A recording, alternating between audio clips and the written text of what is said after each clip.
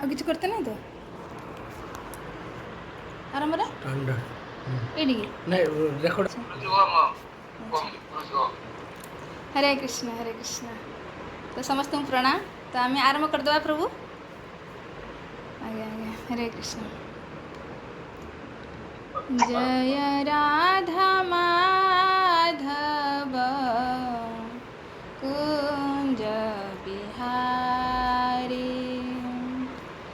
जय राधा माधव कुंज बिहारी। गोपी जाना वल्लभ गिरिवरधारी। गोपी जाना वल्लभ गिरिवरधारी। जशोदानन्दन व्रज जनारञ्जन। जशोदानन्दन व्रज जनारञ्जन।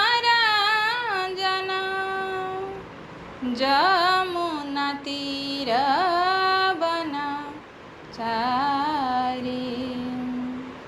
जय राधा माधव कुंज बिहारी।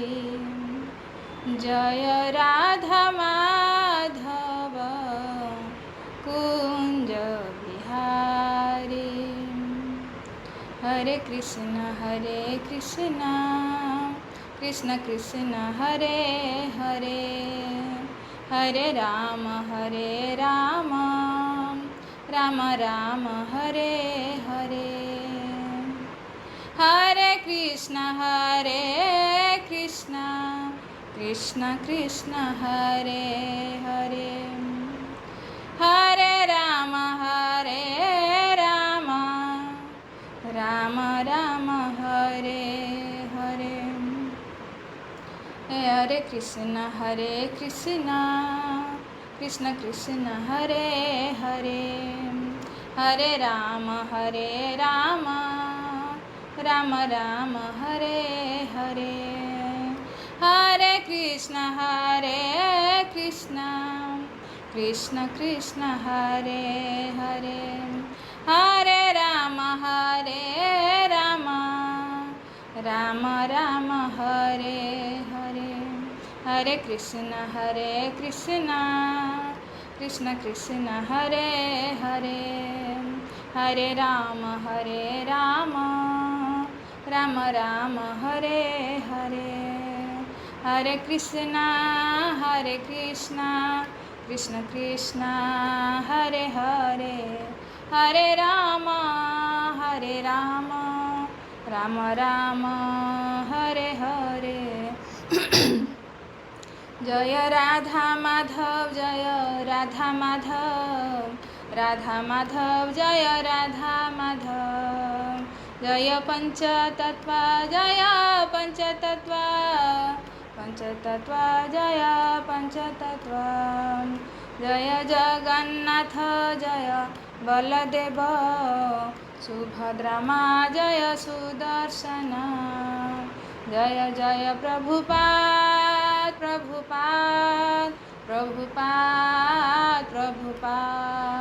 जय जय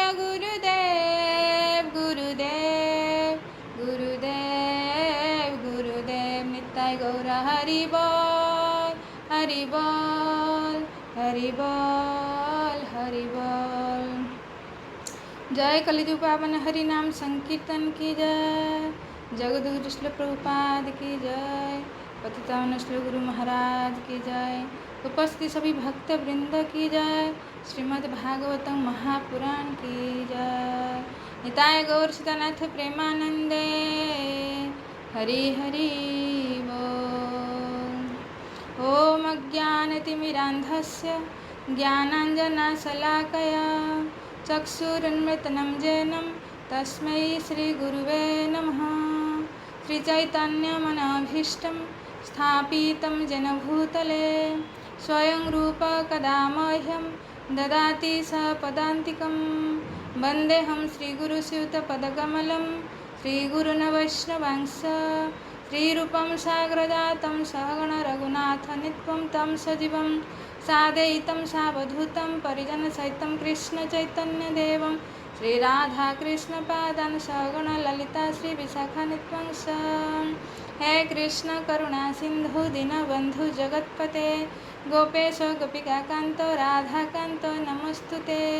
तप्त काञ्चन गौरांगी राधे वृन्दावनेश्वरी वृषभानुसुते देवी प्रणमामि हरिप्रिये नीलाचलनिवासाय नित्याय परमात्मने बलभद्रसुभद्राभ्यां जगन्नाथाय ते नमः। पंचतत्त्वात्मक कृष्ण भक्तरूपस्वरूपकं भक्तावतारं भक्ताख्यं नमामि भक्तशक्तिकं वृन्दाय तुलसीदेवै प्रियाय केशवस्य च विष्णुभक्तिप्रददेवी सत्यवते नमो नमः। वाञ्छाकल्पतरुभ्यश्च कृपासिन्धुभ्येव च पतितानां पावनेभ्यो वैष्णवेभ्यो नमो नमः। जय श्री कृष्ण चैतन्य प्रभु नित्यानंद श्री अद्वैत गदाधर श्रीवासादि गौरभक्तवृंद। हरे कृष्ण कृष्ण कृष्ण हरे हरे हरे राम राम राम हरे हरे। ओम नमः भगवते वासुदेवाय। ओम नमः भगवते वासुदेवाय। ओम नमः भगवते वासुदेवाय।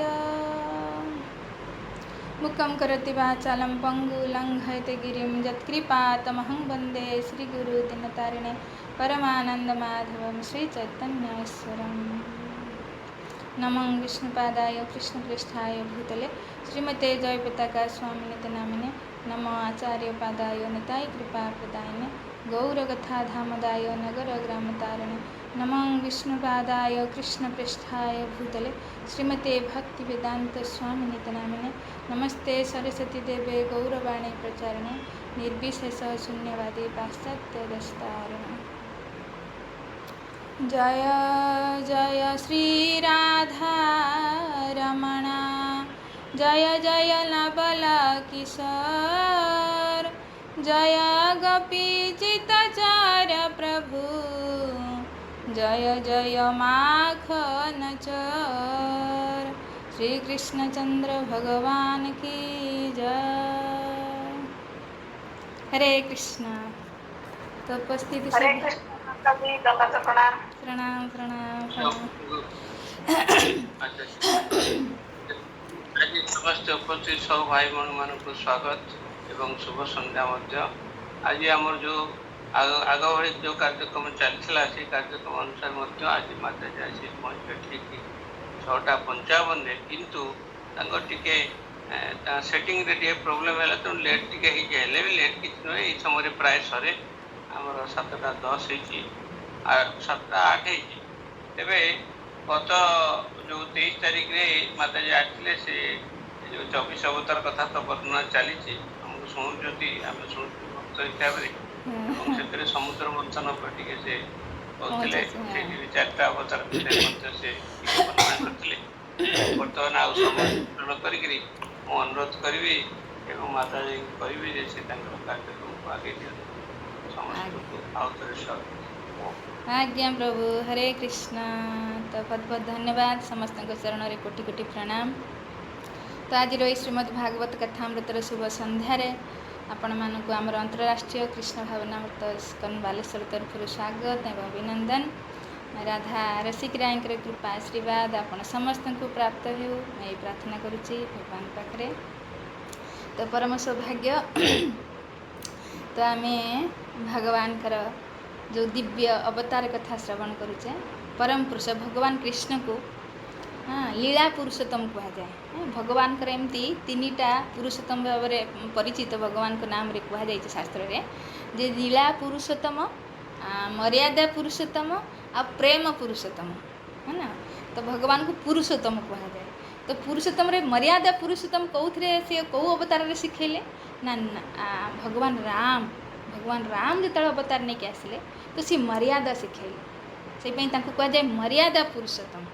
हाँ किमिति संसार रे आमे मर्यादा पूर्वक जीवन यापन करि परिबा जणे किमिति पुत्र हेबाकु पड़े किमिति पिता हेबाकु पड़े किमिति राजा हेबाकु पड़े किमिति भाई हेबाकु पड़े तांको जीवन रे से आचरण करके देखैछन स्वयं भगवान राम मर्यादा ही मनीष जीवन रे गोटे ब्रेक भलिया गाड़ी रो जेमती ब्रेक थाए नि यदि गाड़ी रो ब्रेक न थाए तने से गाड़ी गाड़ी नुहे है ना जदि जणे बहुत सुंदर गोटे कार किणे अच्छा जदि टेस्टिंग ड्राइवर को बाहर टेस्टिंग ड्राइव करने बाहर हाँ गाड़ीटा नहीं जीव एवं जी गाड़ी बिक्री मैनेजर तो फोन करी कहबो ये गाड़ी चली चली चलती फोन करी कहबो आज्ञा सारे कारटा केमती भल लगुच तो ना बहुत सुंदर केमती चलैला बेलू केमती लगुच ना बढ़िया स्मूथ चलती बहुत सुंदर अच्छा आपन गाड़ीर कलरटा केमती लगे ना बहुत सुंदर अच्छा भित्तिरे सबू सीट मीट केमती भल लगुच तो ना बहुत सुंदर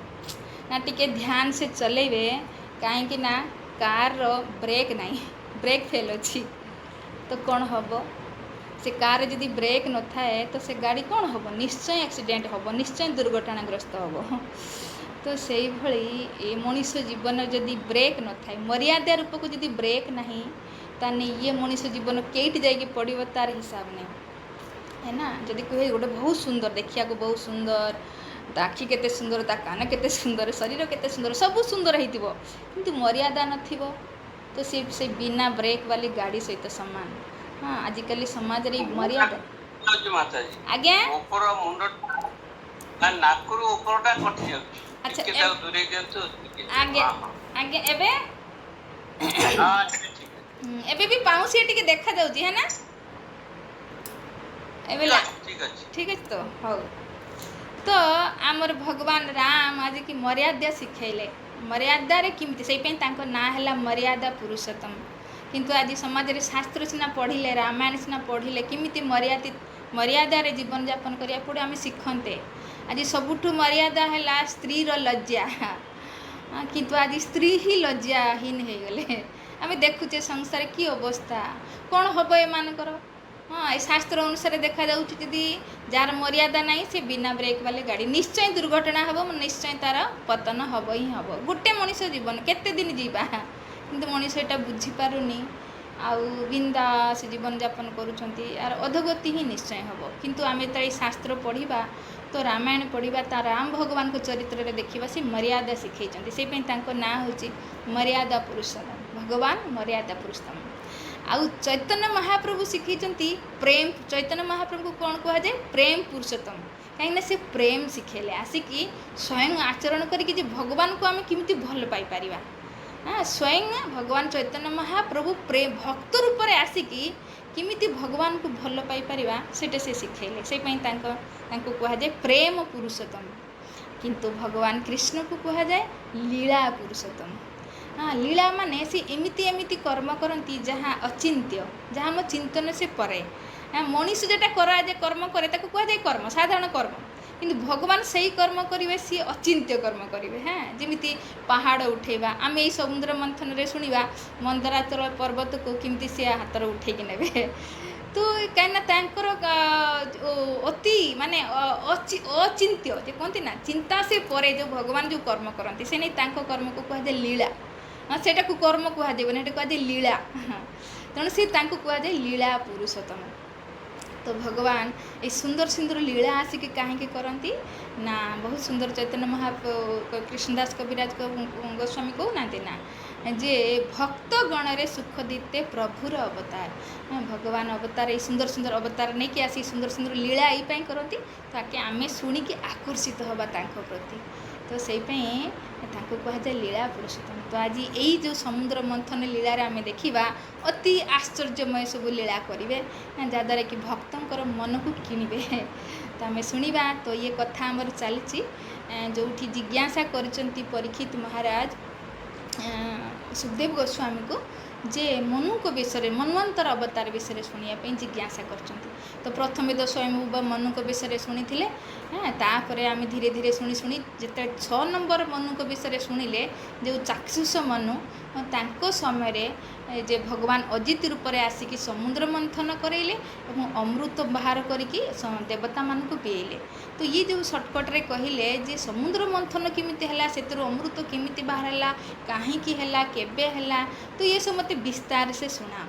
तो सेतेबेले आमर सुखदेव गोस्वामी विस्तार रे सुनाइछंती जे चाक्षुष मनु टाइम रे जो मंत्रोद्दीपन करके इंद्र थिले से दुर्वासा मुनि को चरण रे अपराध कले कहीं दुर्वासा मुनि भगवान प्रसादी माला पिंधे किंतु सी गलारे न पकई हाथीर मुंडरे पिंधेदेला जहाँद्वारा कि सी हाथी कौन जाने मालाटा को खोसिकी गुड़े पादरे दलीदेला आउ ये भी दुर्वासा मुनि को सामना रे तो दुर्वासा मुनि संगे संगे क्रोधित होकर श्राप देदेले बोले आज तू जो ये व्यवहार कलु तोर अहंकार बच कहीं तू पद पाइचु इंद्र पद पाइचु ना से इंद्रचंद्र मानुनु तेणु तोते माने श्रीहीन हो जा तू स्वर्ग रे रहिबार लायक नुह ताको श्रीहीन करदेले कहीं ना आम सब शास्त्र यहीटा ही सिद्धांत आम शास्त्र कौन शुणा कौन शिखा जे जदि जो भक्त चरण में अपराध हुए मनुष्यर से पतन हो जाए तो आम यूठू आघा हवा दरकार जे आम जीवन जमी एमती न हुए कहीं ना शास्त्र तो ये शिखाई ना आम अनेक शास्त्र देखा प्रमाण देखा जमीती रामायण को जीवा विभीषण चरण में अपराध कले किए भक्त साधु चरण तले अपराध हुए कहीं ना भगवान को गो विप्र सुर साधु नाम ये माने प्रिय गाई ब्राह्मण साधु ये माने भगवान को बहुत प्रिय तो आंको चरण तले अपराध हुए तो निश्चय पतन निश्चय हो जमी इंद्र है। हाँ आम देखा रामायण में जो विभीषण चरण में अपराध कले कि रावण विभीषण बहुत भक्त थे राम पर हाँ जिते रावण सीता को हरण करके नहीं आसिकी अशोक बाटिकार रखिले ना तो विभीषण बहुत सुंदर बुझे को चेष्टा करते अरे भाई तुम्हें तो बहुत भल भल काम कर काम कले यहाँ निंदनीय काम अरे अनंत कोटि ब्रह्मांडर अधिपति जी परमेश्वर चिन्ह पारुन तुम्हें तांकर पत्नी को तुम हरण करके नहीं आस तेणु सी भक्त वत्सल सी एवं भी तुमको क्षमा करदे शरण को जी जाती सी क्षमा करदे तेणु तुम फेरई दियो सीता मैया को फेरई दियो जिते भल कथा बुझा चेष्टा कर रावण रागी जाइए अरे तू जा जो थाई खाऊ से छाई छेद करुचु तू राम जी वनवास वनर विचरण करुचु तार तरफदारी करुचु हाँ जा तू लंका बाहर जा लात मारिक बाहर करदेला हाँ लात मारिक जे बाहर करदेला सी जे लंका छाड़ी जे गला हाँ लंकार समस्त कहते रावण समेत जिते प्रजा थे समस्त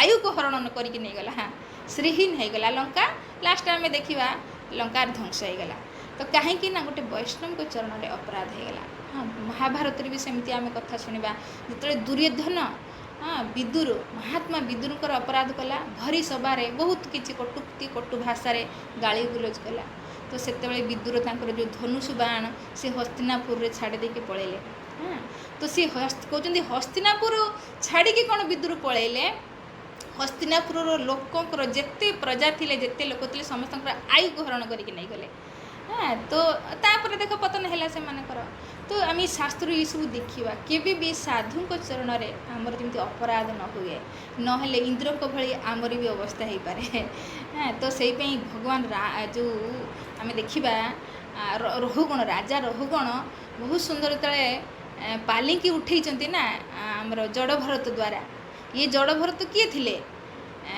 षष्ठ स्कंद पंचम स्कंदर कथा भागवतर पंचम स्कंदर कथा आसे जे जो जड़ भरत ये थिले पूर्व जन्म रे भरत हाँ जहाँ को नाम रे भारत पड़ी जी भगवान ऋषभदेव 100 पुत्र भितर श्रेष्ठ पुत्र थिले ऋषभदेव माने उपदेश रे एते प्रभावित हेले तो सी मनुष्य जीवन को सफल करने राजपाट राजवाड़े दास दासी सबकि छाड़ी जंगल को पलैले भगवान को प्राप्त करने तपस्या करने आउे तपस्या करू करू करू हाँ भाव स्तर पर्यंत पहुँची जाते किंतु गोटे हरिणर आसक्ति रे पड़ी दूसरा जन्म तांकर हरिण हो गला तो से हरिण माने शरीर भी सी सबकि मन थिला अरे मु सबू राजा थिली सबू छाड़ी भगवान पाइबू आसी गोटे हरिण पछरे पुणी आसक्त हो गली तेणु मत हरिण जन्म पड़ेगा पड़ला तेणु आगला जन्म भाई मुझे एमती भूल न करे से जड़ व्यवहार जन्म सी गोटे ब्राह्मण कूल जन्म होते ना थिला भरत किंतु समस्ते जड़ भरत डाकुले कहीं से जड़वत व्यवहार करते केवे क्या सहित कथा कहते हाँ आउ खाइते कहले खाऊले न खाइते कहले विचरण करते माने बिल्कुल जड़ पत्थर भाया से जीवनटा बिताउले हाँ गछ माझे जमी गछ गोटे जड़ ना पत्थर गोटे जड़ से भाया से नहीं ना पड़गला जड़ भर तो थरे ये रहुगण भगवान को कथा शुणापी भागवत कथा को शुणापी सी जाते सौराष्ट्र गंगासागर मेला गंगासागर जी कपिलदेव आश्रम को जाते शुणापी कथा तो से तो किसी घोड़ा गाड़ी नाला ना माने एमती ट्रेन फ्रेन नाला तो सी पालिंकी बसिक जाते 4 जन कहार माने जो पालिंकी उठेया वाला मजदूर उठेकी नहीं जाते तो अचानक भितर जड़े बीमार पड़गला तो से देखे राजा कहले देख पाखाकर जब किए थी नहीं आस जोत तेबे ये जो जड़ भरत सी कौन करते खेत को जगुले बिल को जगुले माने जो खेत होता ना जो गहम बा धान जमी कई चिड़िया न खाई जाऊ तो से जगे देते तो ये देखिले अरे गोटे माने हट्टा कटा आदमी छिड़ा होती नहीं चल आ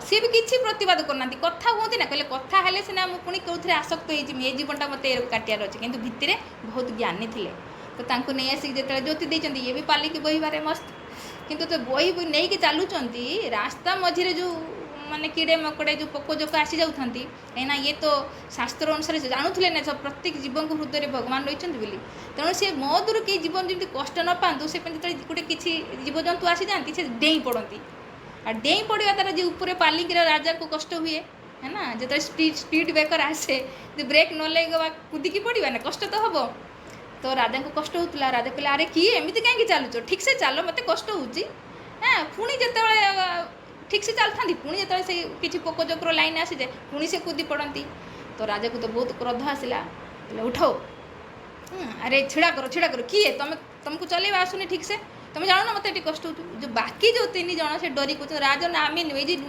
नुआ लोकटा को जोड़ी सी एमती क्या चलुची तो राजा ओह्ल तो पूरा रागी देखुच चाबुकटा देखुच ये तुमको चिकित्सा करदेमी हाँ तुम ठीक से चली पार ना तो से समय जड़ भरत प्रथम थर मुँह खोलुंट हाँ से कहते अरे तुम चिकित्सा कर अरे 3 दिन है आम पालिंकी ढोचे तुम पालिंकी बसी बसी तुमको कष्ट हो हाँ अरे तुम मन तुम बस रे ना मन को ठीक कर मन को कंट्रोल कर आ जहाँ मन कंट्रोल ना हाँ सी केबे भी दुनियार सब संपत्ति मिलगले भी से केबे संतुष्ट हो पारिबनी और तुम क्या मार मत मार अरे आत्मा को केबे कौन मारी हुए तो से शास्त्र श्लोक कहते न जायते म्रियते कदाचित नायम भूत्वा भविता न भूय अज नित्य शाश्वत अयम पुराण न हन्यते हन्य माने शरीर अरे शरीर को मारले भी आत्मार केबे हत्या हुएनी अनेक से शास्त्र उदाहरण देकी आत्मज्ञान देते जो आत्मज्ञान विषय किसी कही राजार हो माने होश ठिकाना आसीगला अरे ये तो कोई साधारण व्यक्ति नुहे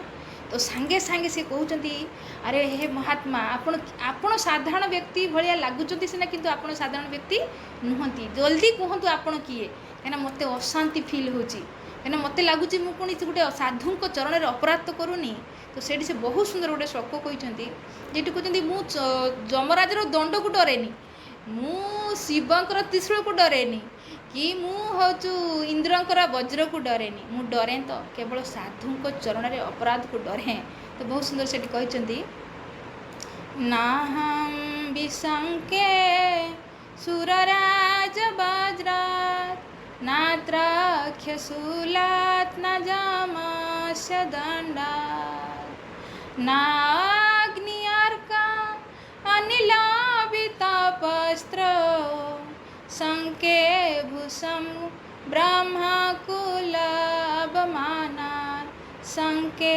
भूषम ब्रह्मकुलापमानात् ना हम विशंके सुरराज भद्रा विशंके माने डरना मु सुरराज सुर माने देवतांकर राजा इंद्रंकर वज्र को मु डरेनी ना जमस्य दंड तो जमर दंड को भी मु डरेनी ना त्रक्ष शूलात् माने शिवंकर शूल माने त्रिशूल को भी मु डरेनी ना अग्नि ना अर्क ना वायु माने ना वितप माने कुबेर ना अस्त्र शस्त्र मु कहारी को डरेनी डरे जदि ब्रह्मकुल अवनाथ ब्रह्मकुल माने भगवानकर कुल माने तांकर जन माने तांकर भक्तଙ୍କ अपराधरे मु डरे।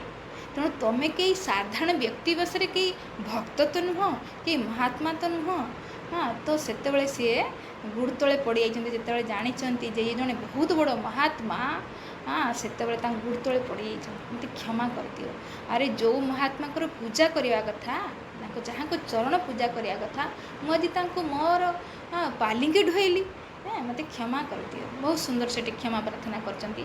तो कहिबार अर्थ शास्त्र आम ये जाना जे केबे भी जीवन रे भक्ति कम हो चलिबो किंतु भगवान को जो प्रिय साधु महात्मा चरण रे जमती केबे भी अपराध न हुए कहीं ना भगवान सबकि क्षमा करें किंतु तांको निज भगवान को चरण रे यदि अपराध करवा तेज भगवान हे तो साधना भजन करिकी भगवान क्षमा कर दे पारती किंतु जदि साधु चरण रे अपराध करूँ ताने भगवान केबे भी क्षमा करते हैं। से पाई शास्त्र कहते हरौ रुष्टे गुरुस्यात्रा गुरु रुष्टे न कश्चन।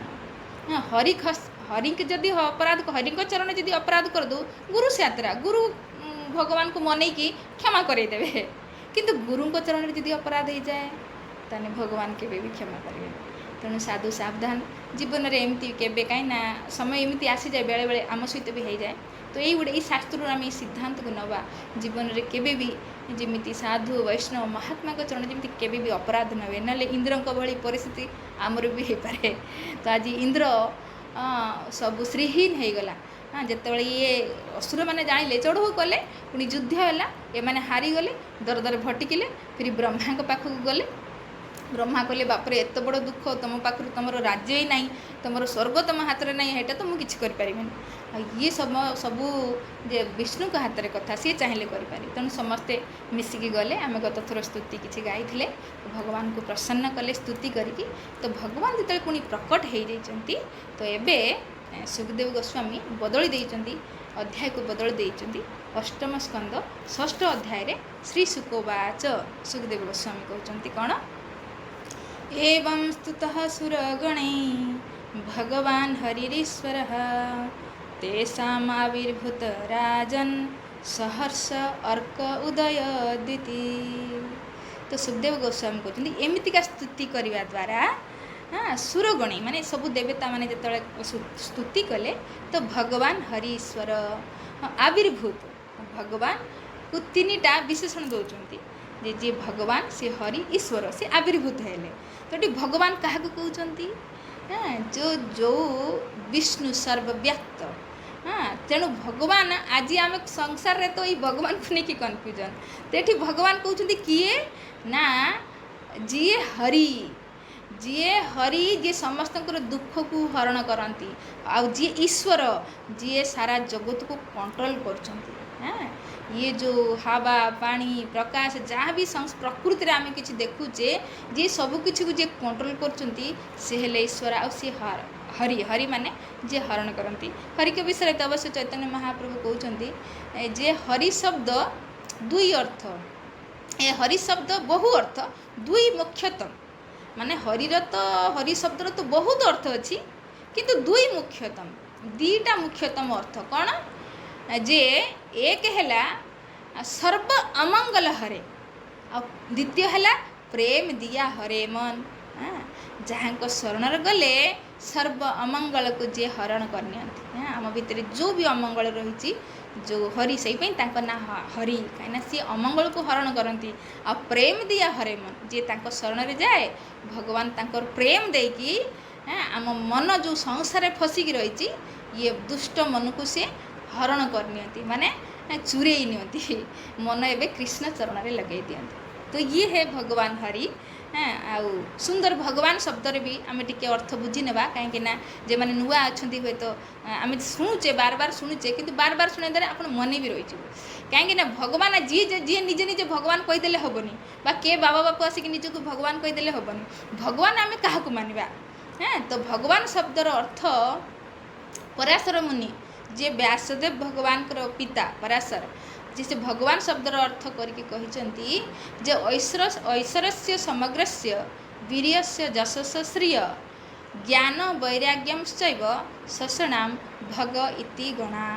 हाँ जहाँ पाखरे 6 प्रकार ऐश्वर्य ପୂର୍ଣ୍ଣ ମାତ୍ରାରେ ବିଦ୍ୟମାନ ସିଏ ହେଲେ ଭଗବାନ। ଭଗବାନ ଐଶ୍ୱର୍ଯ୍ୟ, ବାନ ମାନେ ମାଲିକ। ଆମେ କହୁନା ଧନବାନ, ଜ୍ଞାନବାନ, ଗୁଣବାନ, ଏମିତି କହୁନାହାନ୍ତି। ତ ସେ କି ये जो 6 ପ୍ରକାର ଐଶ୍ୱର୍ଯ୍ୟ କ'ଣ କଲେ କହିଲେ ଐଶ୍ୱର୍ଯ୍ୟ ମାନେ ଧନ। ଯାହା ପାଖରେ ଧନ ପୂର୍ଣ୍ଣ ମାତ୍ରାରେ ବିଦ୍ୟମାନ। ତ ଆମେ ସଂସାରରେ ତ ବହୁତ ଧନୀ ଧନୀ ବ୍ୟକ୍ତି ଦେଖୁ ନା, କରୋଡ଼ପତି, ଅରବପତି, ଖରପତି, କିନ୍ତୁ ଇଏ ଲକ୍ଷ୍ମୀପତି। ଲକ୍ଷ୍ମୀ ଗୋଟେ ଲକ୍ଷ୍ମୀ ନୁହେଁ, କହୁଛନ୍ତି ଶତ ସହସ୍ର ଲକ୍ଷ୍ମୀ ସେବ୍ୟମାନ। ହଜାର ହଜାର ଲକ୍ଷ୍ମୀ ଯାହାର ଲାଇନ୍ରେ ଛିଡ଼ା ହେଇଛନ୍ତି। ଇଏ ହେ ବିଷ୍ଣୁ ନାରାୟଣ, କୃଷ୍ଣ ଯାହାକୁ ଆମେ କହୁଛେ। ତ ଇଏ ହେ ଐଶ୍ୱର୍ଯ୍ୟ, ଆଙ୍କ ପାଖରେ ପୂର୍ଣ୍ଣ ମାତ୍ରାରେ ବିଦ୍ୟମାନ। ତ ଯିଏ ନିଜକୁ ଭଗବାନ କହୁଛନ୍ତି, କ'ଣ ତମେ ସବୁ ଧନର ମାଲିକ, କ'ଣ ଲକ୍ଷ୍ମୀ ତମର ସେବା କରୁଛନ୍ତି? ତ ଇଏ ତ ଐଶ୍ୱର୍ଯ୍ୟ ସେ ସମଗ୍ର ସେ ବୀର୍ୟ, ସେ କହୁଛନ୍ତି ବୀର୍ୟ ମାନେ ଶକ୍ତି। ଯିଏ ବଳବାନ, ତାଙ୍କଠୁ ବଳବାନ ସଂସାରରେ କେହି ନାହିଁ। ତ ଭଗବାନ ଆସିକି ଦେଖେଇଲେ 7 ବର୍ଷ ବୟସରେ ଗୋବର୍ଦ୍ଧନ ପାହାଡ଼କୁ ଟେକିକି। ତ ଇଏ ତ ଗୋଟେ ନମୁନା ଥିଲା, ଟ୍ରେଲର। ଭଗବାନ କ'ଣ ନ ଉଠେଇ ପାରନ୍ତି। ଆମେ ଏଇ ଲୀଳାରେ ଦେଖିବା ମନ୍ଦରାଚଳ ପର୍ବତକୁ ଉଠେଇଥିବେ, କିନ୍ତୁ ଇଏ ପର୍ବତ ତାଙ୍କ ପାଇଁ କିଛି ନୁହେଁ। ଆରେ ଭଗବାନ ଗୀତାରେ କହୁଛନ୍ତି ମତଃ ପରତର ନାନ୍ୟତ୍ କିଞ୍ଚିଦସ୍ତି ଧନଞ୍ଜୟ ମୟି ସର୍ବମିଦଂ ସୂତ୍ରେ ମଣି ଗଣାଇବା। ସୂତା ଯେମିତି ମଣିକୁ ଧାରଣ କରିଥାଏ, ମୁଁ ଅନନ୍ତ କୋଟି ବ୍ରହ୍ମାଣ୍ଡକୁ ଧାରଣ କରିକି ରଖିଛି। ଏବେ ଅନନ୍ତ କୋଟି ବ୍ରହ୍ମାଣ୍ଡ ତ ଛାଡ଼, ଆମ ପୃଥିବୀଟାକୁ ଦେଖୁନେ। ଏ ପୃଥିବୀର କେତେ ଦେଶ, କେତେ ମହାଦେଶ, କେତେ ପାହାଡ଼ ପର୍ବତ, ଅଟ୍ଟାଳିକା, କ'ଣ ନା ଇଏ ଆସମାନରେ ବୁଲୁଛି, କିଏ କରୁଛି? ତ ଭଗବାନଙ୍କୁ ଆମେ ବୁଝିପାରୁନେ, ଜାଣିପାରୁନେ। ସେଇପାଇଁ ସେ ଆସିକି ଲୀଳା କରିକି ଦେଖାଉଛନ୍ତି, ଦେଖ ମୁଁ କ'ଣ ନ କରିପାରେ। 7 ବର୍ଷ ବୟସରେ ପାହାଡ଼କୁ ଏମିତି ଉଠାଉଛନ୍ତି ଯେମିତି ଛୋଟ ଛୁଆ ଗୋଟେ ଛତୁକୁ ଉପାଡ଼ି ଦିଏ, ନା। ତ ଇଏ ଭଗବାନ, ଭଗବାନଙ୍କଠୁ ବଳବାନ ସଂସାରରେ କେହି କହୁଛନ୍ତି। ଯାହା ମାନେ ଯିଏ ଏତେ ବଳବାନ, ତାଙ୍କଠୁ ବଳିଆନ ଆଉ କେହି ନାହିଁ। ତ ଆମେ ଦେଖିବା କୃଷ୍ଣ କରିକି ଦେଖେଇଛନ୍ତି। ତ ନିଜକୁ ଯିଏ ଭଗବାନ କହୁଛନ୍ତି, କହିବା ଭାଇ ତୁ ଗୋଟେ ପାହାଡ଼ କ'ଣ ଗୋଟେ ପଥରକୁ ଉଠେଇକି ରଖନା 7 ଦିନ ଗୋଟେ କାନି ଆଙ୍ଗୁଳିରେ, ଆମେ ମାନିଯିବା ତତେ ଭଗବାନ ବୋଲି।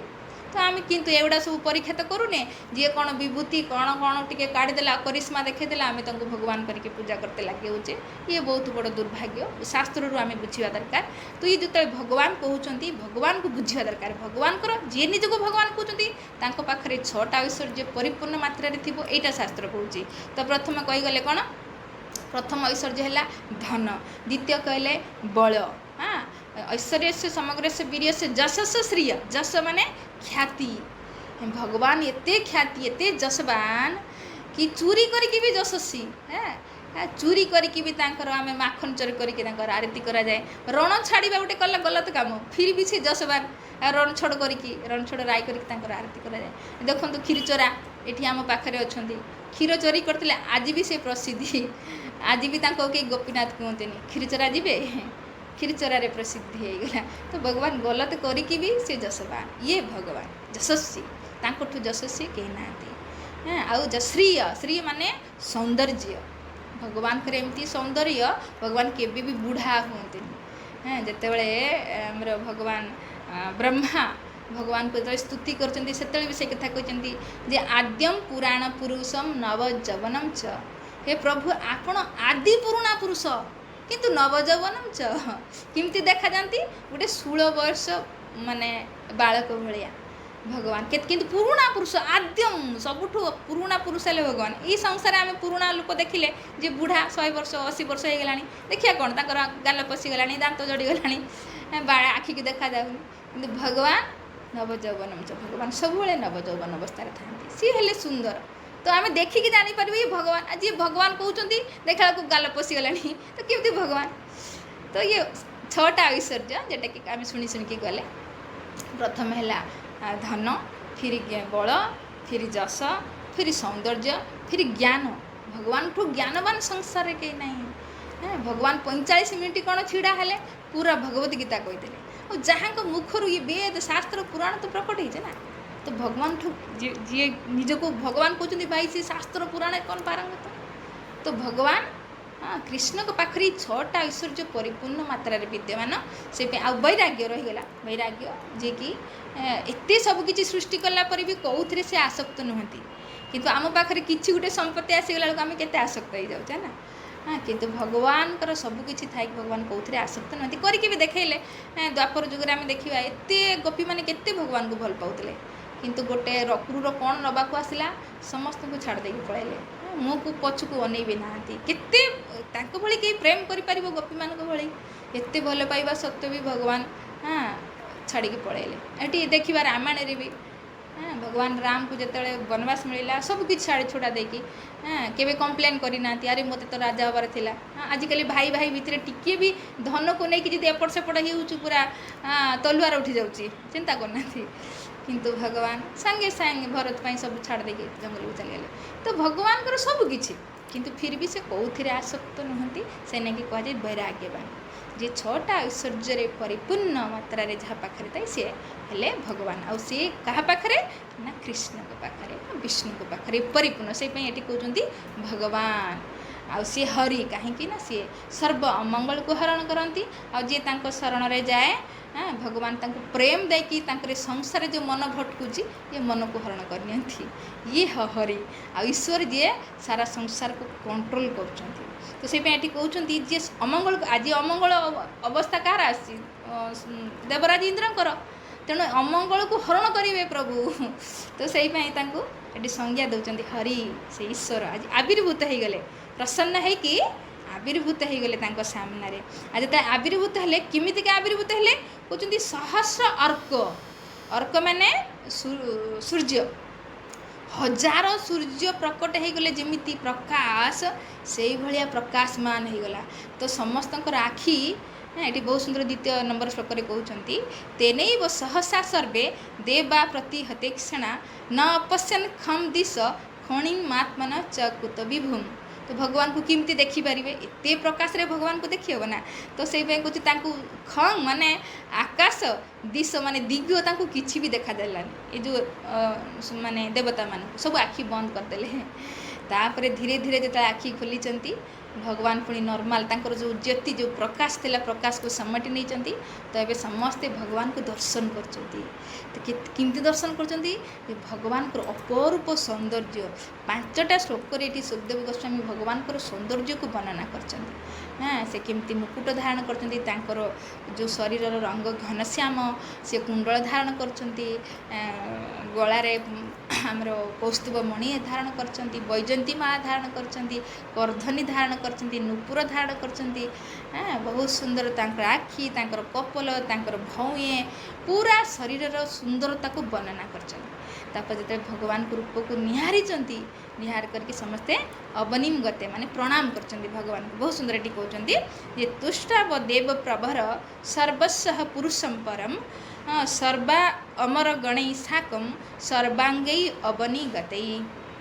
ମାନେ ଯେତେବେଳେ ସମସ୍ତେ ସର୍ବ ସବୁ ଦେବତାମାନେ ଯେତେବେଳେ ଭଗବାନଙ୍କୁ, ପରମ ପୁରୁଷ ଭଗବାନଙ୍କୁ ଦର୍ଶନ କଲେ, ତ କ'ଣ ହେଲା ନା ସବୁ ଦେବତା ମିଶିକି ସର୍ବ ଅମର ଗଣୈ, ବହୁତ ସୁନ୍ଦର ଏଠି କହୁଛନ୍ତି ଅମର ଗଣୈ। ଅମର କାହାକୁ କହୁଛନ୍ତି? ଯିଏ ଶିବ ବି ଅମର, କେବେ ମରନ୍ତିନି। ଆଉ ବ୍ରହ୍ମାଙ୍କର ଉମର ଶୁଣି ତ ପାଗଳା ହେଇଯିବା, ଆମେ ଶୁଣିକି ବି ଯାଇଛେ। ବ୍ରହ୍ମାଙ୍କର ଉମର ମାନେ ବୟସ ବହୁତ, ଆମେ କଳ୍ପନା ବି କରିପାରିବାନି। ତ ସେ ନେଇ ସେମାନଙ୍କୁ ଅମର କୁହାଯାଉଛି। ତ ସବୁ ଦେବତାମାନେ ତ କ'ଣ କରୁଛନ୍ତି ନା ଅବନିଗତେ, ଅବନି ମାନେ ପୃଥିବୀରେ ମୁଣ୍ଡ ଲଗେଇ ପୁରା ସର୍ବାଙ୍ଗ ମାନେ ପୁରା ଶରୀରକୁ ଭଗବାନଙ୍କ ଚରଣରେ ଦଣ୍ଡବତ ପକାଇ ଦେଇଛନ୍ତି, ସ୍ପର୍ଶ କରିଦେଇଛନ୍ତି। ଯେମିତି ଆମେ କହୁ ନା ଦଣ୍ଡବତ ପ୍ରଣାମ କରିବା, ମାନେ ପୁରା ଶରୀର ଭୂମି ଉପରେ ଲମ୍ବାତାନ ପଡ଼ିଯାଇଥିବ। ଯେମିତି ଗୋଟେ ଦଣ୍ଡାକୁ ପକାଇଲେ ଛାଡ଼ିଦେଲେ କେମିତି ପୁରା ଭୂମିକୁ ଧଡ଼ାଙ୍କି ପଡ଼େ, ସେଇଭଳି ସାରେ ଦେବତା ଦେଖାଉଛନ୍ତି ଭଗବାନଙ୍କୁ କେମିତି ପ୍ରଣାମ କରାଯାଏ। ତ ଏଇଠୁ ତ ଆମେ ଶିକ୍ଷା କରିବା ନା। ବଡ଼ ବଡ଼ ଦେବତା ଯେ ଶିବ ବ୍ରହ୍ମା ଇତ୍ୟାଦି ସବୁ ଦେବତାମାନେ ଅଛନ୍ତି, ଭଗବାନଙ୍କୁ ଦର୍ଶନ କରିକି ପ୍ରଣାମ କରୁଛନ୍ତି। ତ ଆମେ ବି ଆଉ ଏଇଠୁ ଶିଖିବାନି, ଆଉ କ'ଣ ଶିଖିବା?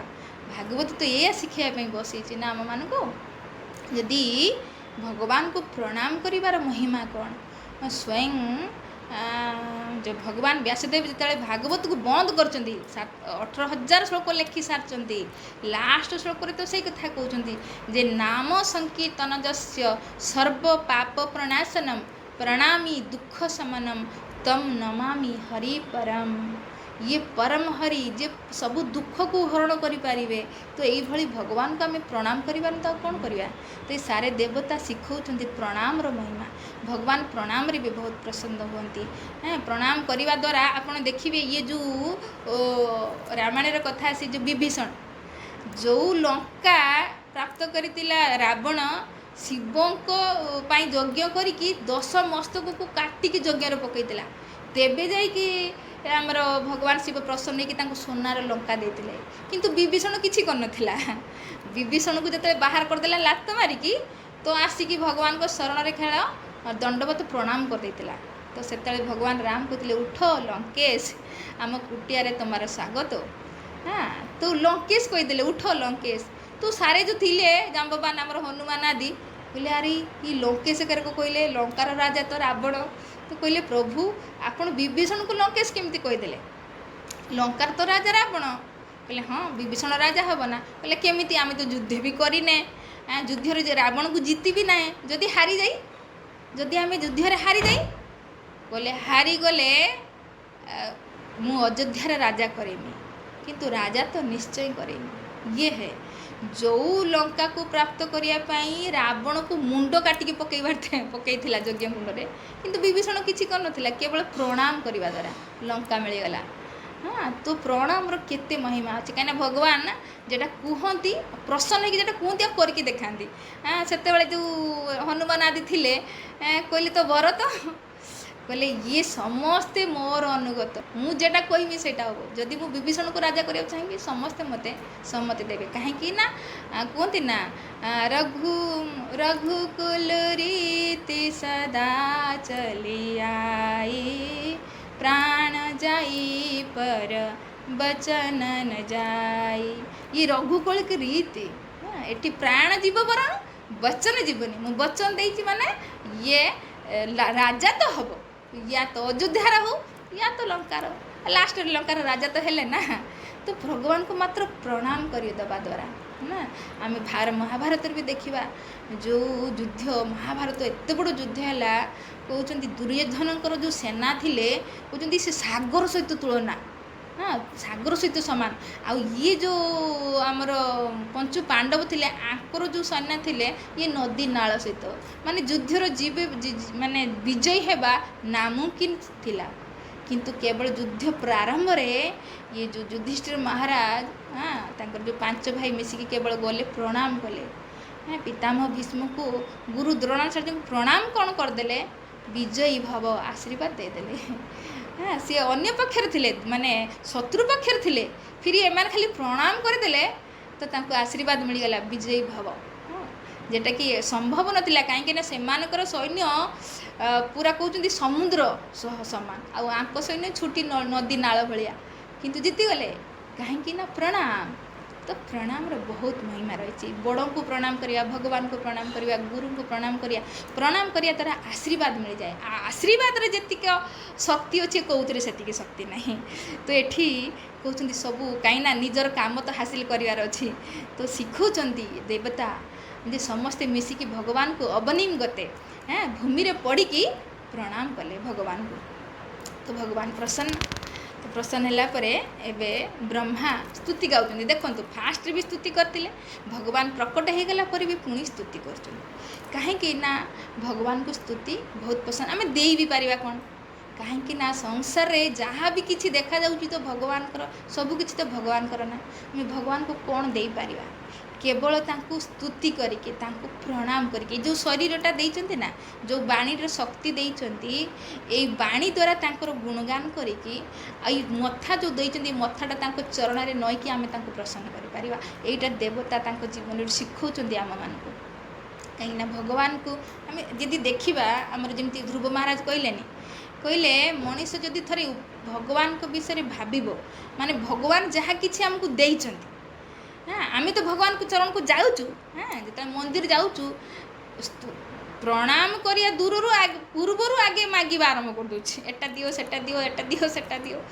केबे धन्यवाद आगे कर भगवान जेतिक देइचंती, जहाँ आमको देइचंती। आमर जमी ध्रुव महाराज कहले जदि थरे मनीष केबे चिंता करिवो जे भगवान आमको कौन देइचंती, कहले निश्चय सी भगवान को भक्त हो। कहीं एत सुंदर दुर्लभ मनुष्य शरीर को बार बार शास्त्र में कहुई दुर्लभ दुर्लभ दुर्लभ। तो भगवान आम एत सुंदर दुर्लभ शरीर मनुष्य शरीर देइचंती, पुणी संसार बंची रहिया हावा पानी प्रकाश खाद्य सब किछि जोगे देइचंती। आ एत सुंदर शरीर को चलिया बुद्धि देइचंती, बाणी देइचंती। तो आमको अंधा बनी ना, लंगड़ा बनी ना, लुला बनी ना, काला बनी ना, सुंदर शरीर देते। तो जदि आम मन पकेबा भगवान कर उपकार को तो निश्चय तांकर भक्त हो जावा, तांकर भजन करते लगी। किंतु जेहेतु मनीष भगवान कर उपकार के बुझीपारे, हाँ आहरी भगवान को हाँ नास्तिक भगवान नाहांती बोली लोक मान पाखे प्रचार करती बा भगवान निराकार बोली प्रचार करती। किंतु एठी इंद्र समेत जेते भगवान ब्रह्मा शिव ये समस्ते शिखौचंती आचरण करके भगवान को केमती प्रणाम करिया, केमती धन्यवाद दबा दरकार। कहीं ना सबकि तो से आमको प्रदान कर जेहेतु बहुत सुंदर यही सुखदेव गोस्वामी एकादश स्कंदरे बहुत सुंदर परीक्षित महाराज गोटे श्लोक कहते जो कहते कौन राजन इंद्रियवान मुकुंद चरणारभुंजम न भजेत सर्वत्र मृत्यु उपास्य अमर उत्तमी। कहते हे राजन हे परीक्षित ये संसार एमती किए व्यक्ति अच्छी जी मुकुंद चरणारभुंज माने मुकुंद को भजन करनी जी मुक्ति दबारे समर्थ। अरे जहाँ को उपास्य अमर उत्तमे, उपास्य माने उपासना करुचंती अमर उत्तमे माने अमर जमी ये शब्द आम शुणिकी गले ना देवता मान को अमर कहते हैं बहुत दिन से माने बंचती जमी शिव केवे मरती, ब्रह्मा बहुत दिन बंचती। हाँ उमर आम कल्पना करें जमी देवता माने भी बहुत दिन बंचती। तो से अमर कहुचे कहले एमाने अमर अमर देवता भी जार उपासना करुचंती। हाँ स्वयं भगवान शिव कहते उमा को उमा कहू में अनुभव अपना सत्य केवल हरि भजन बाकी सब सपना। स्वयं भगवान शिव कहते आ स्वयं देखिए केत तो नाम करते या तो कथा शुणुवे, हाँ या तो ध्यान करुवे भगवान स्वयं से भजन करुँचे मरबेनी। अच्छा ब्रह्मा भी भगवान कर गोविंदम आदि पुरुषम तमहम भजामी, गोविंदम आदि पुरुषम तमहम भजामी बार बार भजन करुँचे जी केवे मरबेनी। हाँ देवता माने देख किंतु भगवान को भजन करें मरबेनी माने अमर अमर देवता जार भजन कर साधारण कहते साधारण मनुष्य जी कि केउ बाटे केउ मुहूर्त केमितिका मरब तार हिसाब नहीं केते बेले भी मरज। हाँ कहले ना कौन राजन इंद्रियवान मुकुंद चरणारभुंज न भजित सर्वत्र मृत्यु, सर्वत्र मृत्यु माने मृत्यु आम घिरा होके अच्छे मृत्यु केतेबेले जो आसीज आमर ठीक ठिकाना ना। किंतु फिर भी किए एमती व्यक्ति अच्छी भजन करवानी किए कहते सुखदेव गोस्वामी कहते अरे बड़ बड़ देवता जार भजन कर मरबेनी आउ मैंने सब मरवा मृत्युर घिरा होगी अच्छा एमती व्यक्ति किए भजन करवानी। आ गोटे कथा कहले जे कौन जे इंद्रियवान इंद्रिय भजन करने इंद्रिया दरकार ना, हाँ बाणी दरकार जे गुला माने गुंगा होती से कौन बा हरि नाम नब बा हरि गुण गाय कहते इंद्रिय कौन राजन जे भगवान जहाँ को इंद्रिया देते आ से भजन करवानी। हाँ कान देती कथा शुणवनी, आखि देती दर्शन करवानी, हाँ जीभ देती प्रसाद नबनी, हाथ देती सेवा करवानी। तो केमी किए एमती संसार किए व्यक्ति अच्छी किंतु आम देखा संसार एमती तो 99% व्यक्ति अच्छा जे कि भगवान कर भजन करती जहाँ को बड़ बड़ देवता भजन कर। किंतु हाँ आम भाई हतभागा संसार मनुष्य केते भी मरीज ये दुर्लभ मनुष्य जीवनटा मिलता भगवान कर भजन न करिकी नष्ट कर दौरान। तो ये शिखौंट जी देवता माने भगवान को भजन कर आज जो भगवान प्रकट होती तो स्तुति कहवा ये स्तुतिटा 8टा श्लोक स्तुति कर भगवान को हाँ प्रसन्न करने कहीं भगवान तांको काम को आसान तो करेंगे स्वर्ग पाइबार अच्छी आदि किसी पाइबे तो किसी करते पड़ो तो से स्तुति कर। तो बहुत सुंदर ब्रह्मा स्तुति आरंभ कर कौन कहते श्री ब्रह्मवाच अजात जन्म स्थिति संयमाया गुणाय निर्वाण सुखानवाय अणरणिम्ने परिगण्य धाम्ने महानुभावाय नमो नमस्ते महानुभावाय नमो नमस्ते। बहुत सुंदर श्लोक आरंभ रखले अजात जन्म स्थिति संयमाया भगवान करे केबे जन्म नहीं अजात जन्म। हाँ भगवान जन्म हेले भी आम भली जन्म नुहे भगवान कर आप कहे जन्माष्टमी तो आम मानु भगवान कर जन्म होता।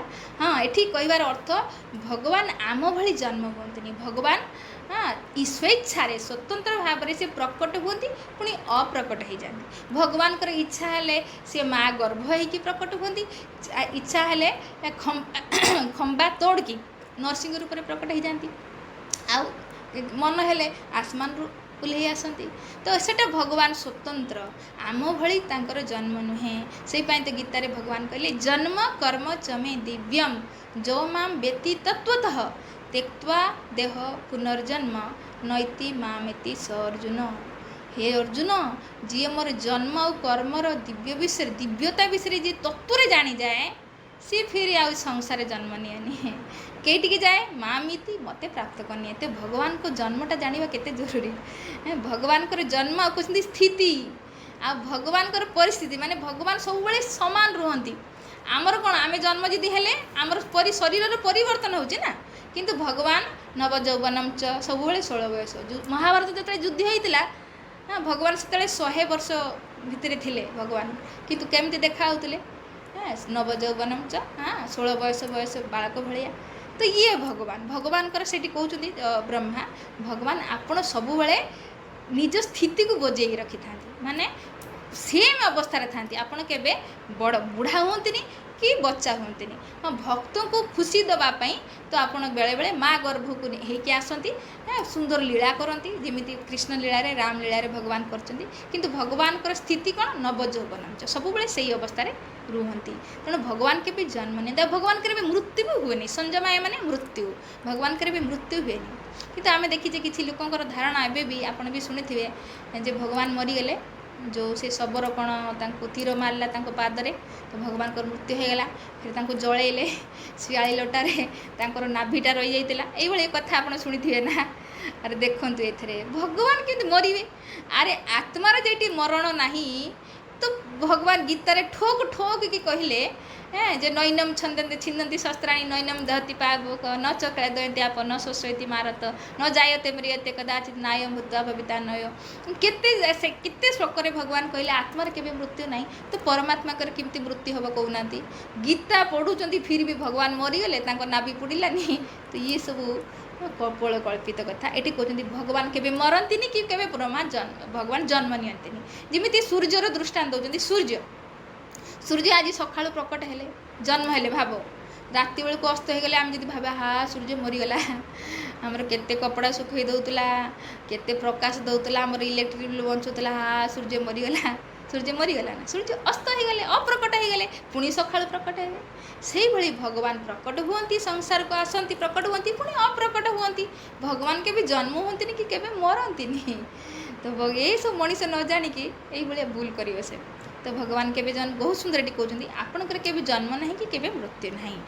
आपण अगुणाय माने आपण त्रिगुण से परे आमे सत्य रज तम गुण रे बंधा एठी, किंतु भगवान गुण ये सत्य रज और तम गुण रे परे। भगवान को ये गुण बांधिक रखेनी। आउ निर्वाण सुखान्नवाय, निर्वाण माने मुक्तिर सुखर सागर, मुक्ति रूप की सुखर सागर हेले भगवान। आमे कौन एठी दुख कहीं पाचे बंधन रे पड़चे, बंधन ठू दुख संसार रे नहीं। आ संसार रे तो बंधन आम पड़चे ना, संसार रूपक कारागार रे एठी आमे बंधन रे अच्छे। एठी प्रकृति रूपक पुलिस प्रति क्षण आमको चाबुक मारुचे, आम दुख पाउचे। तेणु आम एठी दुखर कारण है बंधन। जमती आम शुणी ना भगवान कपिल देव माँ देवहूति को जेठी कहते जे प्रसंगम अजरम पासम हाँ आत्मान कवय विदु। ये आत्मा को अजर पास, पास माने बंधन, अकाट्य बंधन लगे से दुखी। तो साधु संग मिल जाव कहते प्रसंगम अजरम पासम आत्मान कवय विदु सएव साधु सुकृते मोक्ष द्वारा अपावृतम। यदि साधु मिल जाए तो मुक्तिर द्वार खुली जाव। तो ये से कहते भगवान हेले मुक्ति सुखर सागर। तो जदि मुक्ति दरकार तो भगवान को शरण जीवा दरकार। हाँ भगवान सुखर मुक्ति रूपक सुखर सागर, अर्णवाय माने सुख सागर। तो भगवान मुक्ति रूपक सुखर सागर। तेणु यदि आम भगवान को शरण रे जाऊ तो आम भी से मुक्ति रूपक सुखर सागर जो सुख अनुभव करिपारिबा। तो भगवान तापर कहते अणर अणिमने परिगण्य धामने, भगवान सूक्ष्म ठू भी सूक्ष्म हो पारती आ विभु ठू भी विभु हो पारती। तो महानुभावाय नमो नमस्ते। हे प्रभु आपण को आमे नमो नमस्ते बारंबार प्रणाम करछे। आपणकर जन्म नहीं, आपणकर मृत्यु नहीं, आपण सुखर सागर, आपण छोट टू छोट हो पारती, बहुत विभु टू विभु हो पारती। भगवान को गुण विषय वर्णना करछंती। तेणु प्रभु आमे आपण को बारंबार प्रणाम करूचु। द्वितीय श्लोक रे कहउचंती रूपं तवै तत्पुरुष सर्वैज्यं श्रेयोऽर्थिभिः वैदिकतान्त्रिकेण योगेन धाता सहनास्त्रिलोकान् पश्यामि मुष्णिमुह विश्वमूर्ते पश्यामि मुष्णिं हे विश्वमूर्ते। हे विश्वमूर्ति आपण को आम बारंबार प्रणाम कर भगवान को विश्वमूर्ति कहते कहीं सारा विश्व तो भगवान को भितर अच्छा ना कहते पश्चानी त्रिलोकान आपण को भितर आम तीनटा लोक को दर्शन कर माने स्वर्ग मर्त्य पाताल तेणु ये विश्वर मूर्ति भगवान को भितर सबकि अच्छे आम आपन को देखिपुर पश्यामी आम देखुचु आपण को भितर तीनटा लोक को आम देखिपुर। हाँ तेणु जी वास्तविक यही कल्याण माने कल्याण जी वास्तविक निजर कल्याण चाहे कहते श्रेय अर्थी भी श्रेय माने कल्याण जे भगवान कल्याण निजर कल्याण चाहे वैदिक तांत्रिकण माने यही भगवान को वैदिक तंत्र द्वारा प्रसन्न करने को चाहे पूजा करे। वैदिक तंत्र माने पंचरात्र विधि अच्छी ना भगवान को पूजा आराधना जे करा जाए कि जी निजर कल्याण चाहे से भगवान को आराधना करे। जोगे न शब्द कहले जोग न भगवान को सहित निजर जे कल्याण चाहे सी भगवान सहित युक्त रुहे। भगवान गीतार भी तो सब जोग शब्द कहले ना ज्ञान जोग ध्यान जोग कर्म जोग मैंने भगवान सहित जोड़िकी रुहे जे निजर कल्याण चाहे। तो आम जाना जदि आम कल्याण चाहूचे तो भगवान को सहित जोड़िकी आ ये भी आम जो एवं जो करुचे ये भी भक्ति जोग भगवान को कथा श्रवण करुचे तो भगवान सहित जोड़िकी रहिले तो जी यहाँ ही आमर कल्याण। हाँ सी बहुत सुंदर कहले ना श्रेय अर्थी भी जे कल्याण चाहे सी भगवान सहित जोड़िकी निश्चय रहा। तो ये बहुत सुंदर अवसर जे आम मैंने किसी समय तो भगवान सहित जोड़ुचे यही बाहाना तो निश्चय तार कल्याण हम। हाँ तो यही भगवान को आम बारंबार प्रणाम करुचे। तापर श्लोक कौन कहते त्वस्य अग्र आसीत् त्वयि मध्य आसीत् त्वयि अंत आसीत् आध्यात्मतंत्रे त्वमादि अंत जगतस्य मध्यम घटस्य मृषैव परम परस्मात्। हाँ तो प्रभुपाद अनुवाद रे कौन लिखुଛନ୍ତି टिके पढ़िबा कहते हे भगवान आपण पूर्ण रूपे स्वतंत्र आपण ठारू यही जड़ जगत प्रकाशित होईची आपण को आश्रय करी ताहा विद्यमान रहिची एवं शेष रे ता आपण ठारे लीन होई जिवो। आपण सब किछर आदि मध्य एवं अंत ठीक जेपरी माटी हेउची घटर कारण और आश्रय एवं शेष रे सेही माटी भांगी गले ता माटी रे मिसी जाए। तो ये बहुत सुंदर दृष्टांत दौरान जे भगवान को हाँ जे माटी सहित तुलना करते माटी कौन जमी जिते जाए घड़ा बना न होता है कलश बना न जाते से माटी थाए तापर माटी तो घड़ा बनी दि जाए कलश से भी सही माटी भांगी गली माटी मिसी जाए मैंने भगवान आरंभ थिले पुणी जो सृष्टि होगला भी आ भितर अच्छा सृष्टि पर भी भगवान रहिबे। आम यही श्लोकटा स्वयं भगवान जे चतुश्लोकी भागवत यही श्लोक गोटे पढ़ी गले जे फास्ट श्लोक भगवान निज विषय कहते हाँ जे अहम एवास एवाग्रे नान्यत यत सत असत परम पश्चात अहम यदतेश्च ज अवशिष्यते ते में अस्मि हम। भगवान यही श्लोकटा गोटे ब्रह्मा को कही चतुश्लोकी भागवत जे मो आगुरु कहीं नहांती नथिले मु थिली हाँ आ मझिरे भी मु अच्छी आ परे भी कहीं रहिबेनी मु ही रही।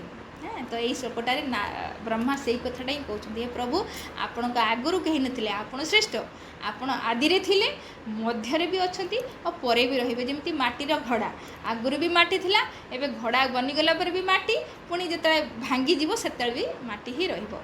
ठीक से भाया भगवान प्रथमे अच्छी ये सृष्टि करछंती सृष्टि रे सीए सृष्टि को करिसेंती सृष्टि भितर अच्छी पुणी जिते प्रलय हो सृष्टि नष्ट हो किंतु भगवान रहिबे।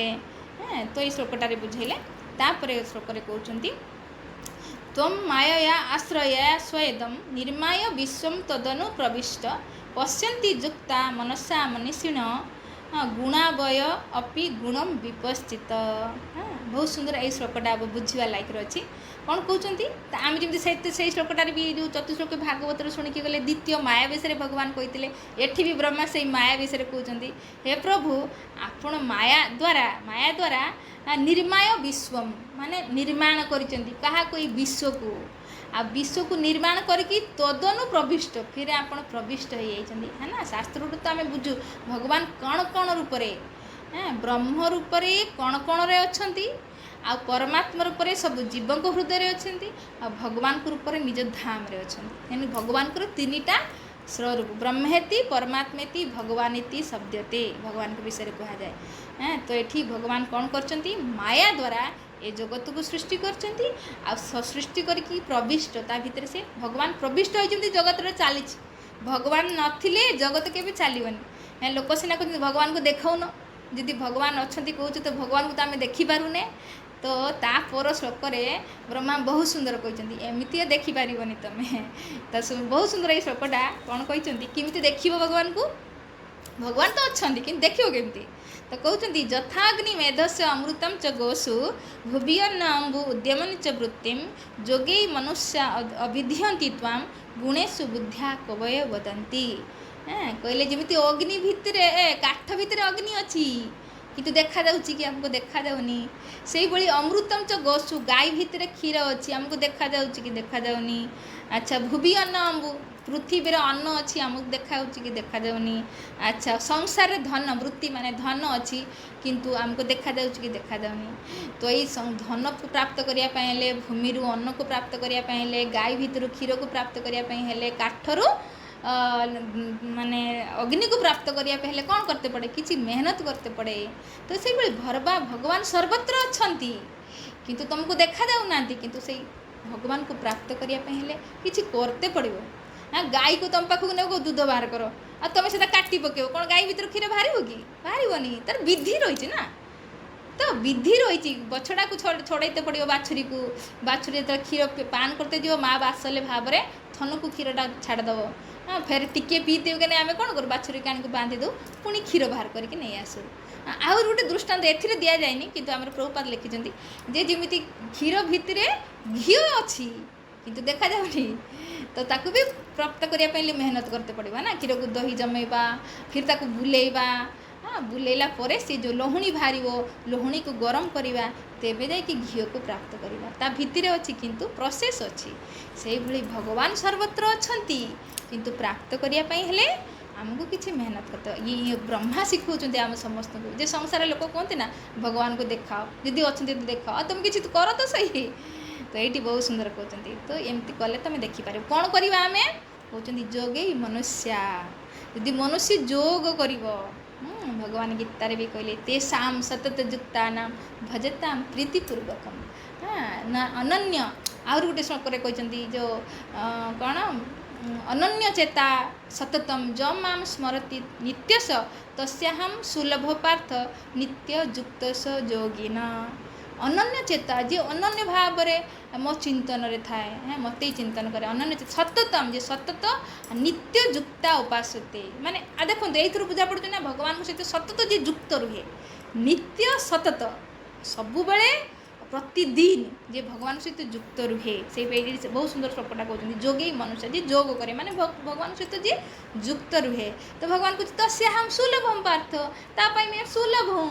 हाँ सी मत दर्शन कर किंतु आम किसी करानी आ कह भगवान को देखाओ किमती हम तो शास्त्र यही तो बहुत सुंदर ब्रह्मा ये श्लोक माध्यम बहुत सुंदर सुंदर बुझे जाती आम पढ़ा बुझा तो निश्चय आम भी आज आम भी भगवान को दर्शन कर अनुभव कर किसी नहेले जमी प्रभुपाद कहती रसगोला तो बहुत मीठा तो जी खाई से जानी जमी आम रसगोला को खाऊ बहुत मीठा बहुत सुंदर आम अनुभव कले। अच्छा आम कहूचे भाई रसगोला बहुत मीठा खाई देख तुम्हें कह जी न खाइब क्या जान तो जी जन अनुभव करी कहूचु भाई तुम्हें भी खाओ निश्चय मिठास को अनुभव कर भगवान सर्वत्र अच्छा सी आमको भी अनुभव करेंगे कहीं आम भितर सबुठ निजर जदि किए अति निकटतर जदि किए सी हेले भगवान कहीं आम हृदय भितर ही बसिक रही बास सी आमर यही भाव को देखिए जमी गीतार कहले अनन्य भाव में जदि जी मोर चिंतन करता सतत भाव नित्य भाव मोर उपासना करता तो आम सेमती सीना करले तापर सीना भगवान आम भितर अच्छा अनुभव करेंगे प्रत्येक जीवन से प्रत्येक स्थान रे आम भगवान को अनुभव कर किंतु किछि करते पड़ो जमी ब्रह्मा कहीकि गले जदि जमी निआरे अग्नि अच्छी तो प्रकट करने घसते पड़ो गाई भितर क्षीर अच्छी से प्रकट करने किसी विधि अच्छी करते पड़ो भूमि भितर अन्न अच्छी से अन्न को प्राप्त करने मेहनत करते पड़ो से संसार धन अच्छी धन को प्राप्त कले मेहनत करा पड़ो से सर्वत्र भगवान अच्छा भगवान कहले ना सब भितर भगवान सृष्टि कर प्रविष्ट भी आ भितर अच्छा बास प्राप्त करने किसी मेहनत कर से मेहनत है जोग भगवान सहित युक्त रहा पड़ो एमती कथा शुणिले भगवान का नाम करवा गीता भागवत पढ़ा जहाँ को देखा कृष्ण को गुणगान करवा कथा कहवा भगवान को जहाँ शुणिले कि अन्य पाखे कहवा से भी युक्त होगला तो सततम से शास्त्र कहते सततम स्मर्तव्य विष्णु विष्णु विस्मर्तव्य न जात उचित माने सबु समय भगवान को स्मरण कर गोटे क्षण भी भूल नहीं तो आम तो संस्मरण कौन करुचे संसार को मुंडे बसिक रखीचे ना मन भितर ही संसार बसिक रही तो किमिति भगवान को देखिपर संसार को दर्शन भितर पूरे संसार को ही दर्शन करुचे तो जो दिन आम कृष्ण को पूरेबा ये मन भितर यही भाव में कथा शुणा नाम करवा शास्त्र पढ़ा जहाँ को देखा कि कृष्ण विषय कहवा सततम जो युक्त रहा तो फिर संसार को दर्शन संसार दर्शन हो कि भितर तुम कृष्ण को दर्शन कर जी अभ्यास करते पड़े से भगवान भी बहुत सुंदर गीतार कहना ना अभ्यास जोगयुक्तेन चेतसा न अन्यगामिना अभ्यास करते पड़ो भगवान सहित युक्त रही चेतनाटा को अन्यगामिना अन्य आड़ को जाते दिवनी अभ्यास करो तेबे सीना आम मनटा को कंट्रोल कर संसार भितर भगवान को आम दर्शन कर आम तो दर्शन यही संसार को टीवी खोलीदे सीरियल देखा सास बोर कहार खेल प्रिय किए खेल देखला किए फिल्म देखला तो भगवान को किमिति देखा संभव ही नुह तो भगवान को देखा आमको अभ्यास करते पड़ो सहित युक्त रहा पड़ो हाँ तो ये सब मार्ग भगवत गीता भागवत दि जाए तो आमको बस देख से अनुसार फॉलो करते पड़ो जमी बहुत सुंदर गोटे शब्द मुझे छाड़ी गली जोटी कहते विपश्चित विपश्चित माने शास्त्र भगवान को आम जापर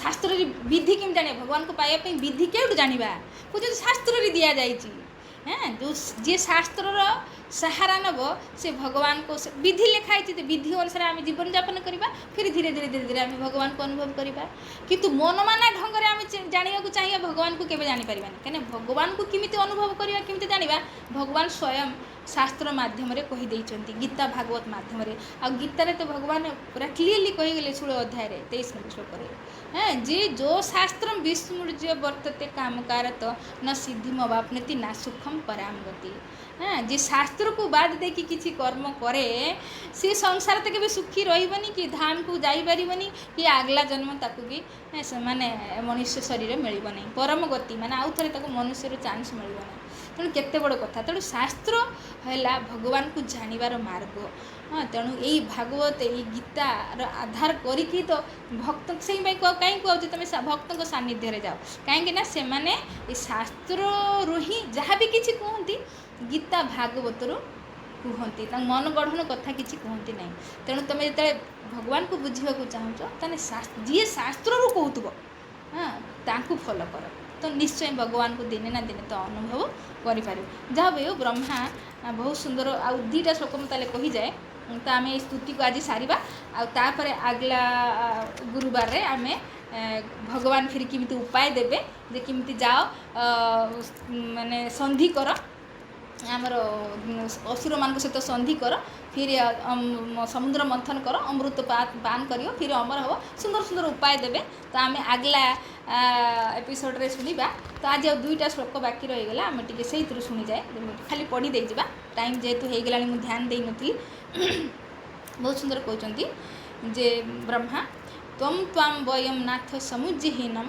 सरोज नाभ अचिरत अत्पितितार्थम दृष्ट्वा आगतः निवृत्त मध्य सर्वे गजा दर्बाता इव गांगमभ कहते दावाग्नि पीड़ित हस्तीगण जेपरी गंगा जल पाइले अत्यंत खुशी हुंती सेहीपरि हे पद्मनाभ भगवान जेहेतु वर्तमान आपण आम सम्मुखें आविर्भूत होइचंती तेणु आमे दिव्य आनंद अनुभव करुछु आम्भे माने दीर्घ काल धरी आपण को दर्शन आकांक्षी थिलु किंतु वर्तमान आपण को दर्शन करी आम जीवनर चरम उद्देश्य साधित हेउछि तो लास्ट श्लोकटा आम पढ़ीदेवा टिके सत्वं विधित्व अखिल लोकपाला वयम यदार्थ स्तव पादमूलम समागतास्ते बहिरंत आत्मन किं बा अन्य विज्ञाप अशेष साक्षिण। हे भगवान, आम्भे माने एई ब्रह्मांडर लोकपालगण आपणक श्री पाद पद्म उपस्थित होइछु। जो उद्देश्य साधन पाई आम्भे माने एठाकु आसीचु ताहा आपण दयाकरी चरितार्थ करंतु। आपण अंतर मध्यरे और बाहर सबकिछिर साक्षी। आपण को किसी अज्ञात नहीं एवं आपण को पुनराय कहिबार कौनसी प्रयोजन नहीं। वास्तविक एटार भी आम कि शिखिपार ये श्लोकटारू जे आम भगवान को जाकि किसी मागू एटा दियो सेटा दियो सेटा दियो। अरे भगवान सब जानते मागिबा दरकार नहीं कहीं सी पूरा साक्षी कौन कहते भगवान भितर अच्छा बाहर अच्छे सब जानती तुमर कौन मंगल हम कौन तुम केटा उचित हो भगवान से जानते। तेणु आमको मागिबा किसी आवश्यकता नहीं। तो से कहते प्रभु आपड़ तो जानते आम अधिका कौन कह तेणु आमर केमी मंगल हम से करते। तो ये प्रार्थना आम शिखा दरकार आम जीवन में सेमती समय आसे जहाँद्वारा कि आम जा भगवान को केवल मागू एटा दियो सेटा दियो किंतु आम जब मंगल न भगवान देवेनि तो फिर भगवान पर भरोसा उठिज किंतु जो भगवान पर छाड़ीदवा तो निश्चय आमर कल्याण हम जेटा कि ब्रह्मा कहते। तो लास्ट श्लोक यार अहं गिरित्रश्च सुरादय जे दक्षादय अग्नि इव केत बस्ते किंबा विदामेश पृथक भाता विध्वस्त स्वमुन द्विजदेव मंत्रम। मु ब्रह्मा ब्रह्मा कहते मु शिव एवं अन्यान्य देवतागण दक्ष आदि प्रजापतिगण अग्निस्फुलिंग परी आपण प्रकाशित जेहेतु आम्भे माने आपण अंश तेणु आम्भ मानकर मंगल विषय आमे कौन बा बुझे पारिबु। हे भगवान दयाकरी ब्राह्मण एवं देवता मानकर उपयुक्त मुक्तिर उपाय आमको प्रदान करंतु। तो ये श्लोकटार भगवान भगवान कहते अरे तुम तो एत बड़ बड़ देवता मु तुमर कौन साहाय्य करी। तो सेठू से जो यही प्रश्न मान कर ब्रह्मा आदि देवता तो भगवान सेठू जो कहते अरे तुम तो एत बड़ बड़ देव तुम भी तो वायु पाखे केते बड़ शक्ति देवराज इंद्र पाखे केते शक्ति शिव पाखे बा ब्रह्मा पाखे केते शक्ति अच्छी किसी भी करें से माने। तो से कहते भगवान जो एमती कहते तो ब्रह्मा कहते अरे प्रभु आमे तो से अग्निर स्फुलिंग भली अग्नि जो जले जो देखिए ना गोटे स्फुलिंग बाहर को पलि आसे केमती टिके जले तापर खत्म।